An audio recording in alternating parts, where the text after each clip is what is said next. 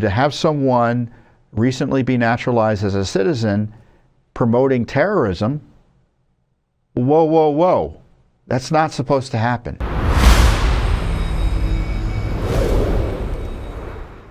We had a mayoral primary up in New York this week. And they, well, we don't know what the final results are because of ranked choice voting, which in my view is an abomination.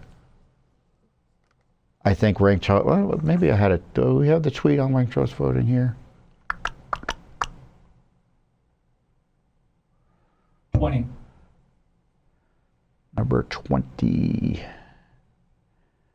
Yeah, that's something else. So ranked choice voting, I can't explain it, which tells you that we shouldn't have it. I'm going to be blunt. It's a confusing way to vote. Essentially, you rank your votes, and depending on who gets the least votes, and if you're lucky enough to have chosen the right second or third or fourth vote on the list in terms of your ranking, you might have your vote moved around and given to someone else subsequent. And to describe it is to condemn it as confusing. It allows essentially, in my view, people to get more than one vote in one election. If you pick right and guess right, you get to kind of stay around for round 2 and 3 as they divvy up the votes as people have their lower ranked choices moved, either eliminated or allocated. And many people get their ballots eliminated immediately and don't get their votes because they didn't vote initially for one particular person or the wrong group of people. They get immediately eliminated. I mean, let's say they're confused. Let's say you come in and say, I just want to vote for one person for the primary. Why do I have to list all these other people in my order of preference? I don't even know what that means. It's like I can't calculate.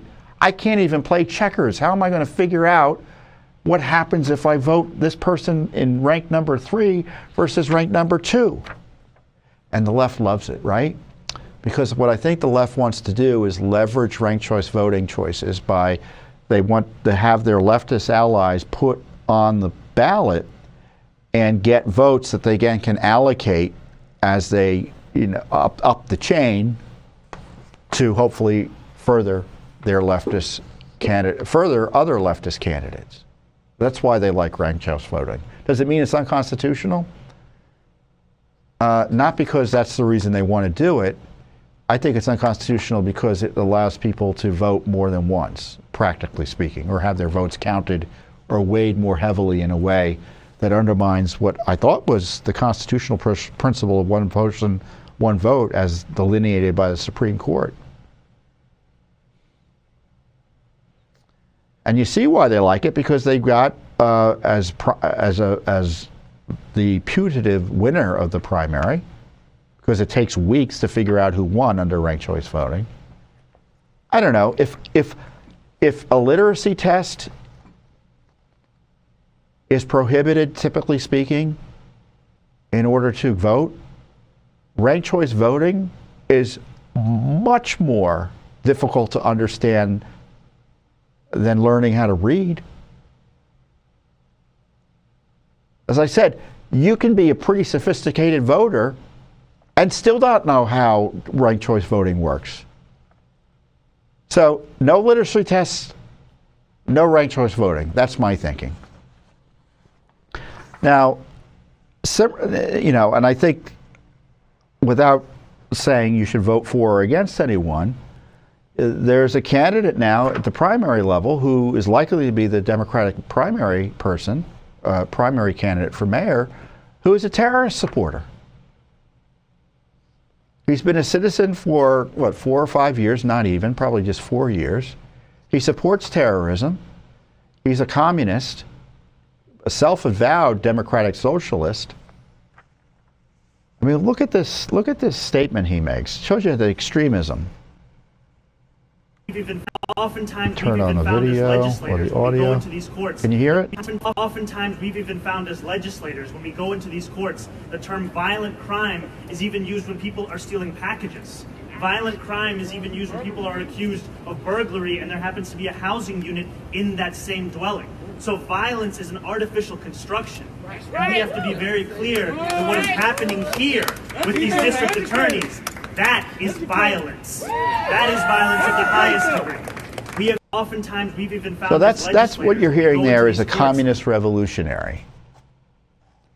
And what's interesting is, if you support terrorism, he says he supports a global intifada. He pretends that intifada doesn't mean what it means.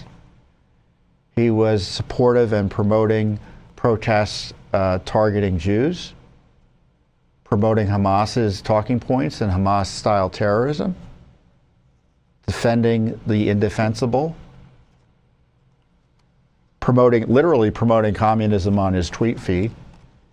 And it's problematic for him legally and potentially as a citizen, recently naturalized, for him to have done so, because you can be denaturalized as a foreign national or a former foreign national if you are found to have been misleading in your affiliations, desires, etc., when you became a citizen. So he could be subject, in theory, to an investigation for denaturalization based on his extremism in support of communism, terrorism, etc. I mean, I'm exploring the issue. I don't know if he should be subject to investigation, but it's no laughing matter. It's no laughing matter. And I don't know about you, but if you support terrorism, there ought to be generally some type of investigation. You don't have a First Amendment right to support terrorism. You don't.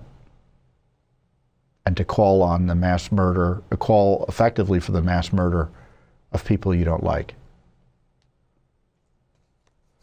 Especially if you're someone who just became a citizen. It raises questions about whether you pulled a fast one in order to become a citizen. And that's why there are these denaturalization procedures in place for such situations. And I don't know if the Justice Department, or I don't know which responsible agency, maybe the U.S. Citizens and Immigration, USCIS, Citizen and Immigration Services, right? Will launch an investigation, but it's worth thinking about and examining what the law is, his statements, his conduct, his background, because it's troubling. To have someone recently be naturalized as a citizen promoting terrorism, whoa, whoa, whoa. That's not supposed to happen.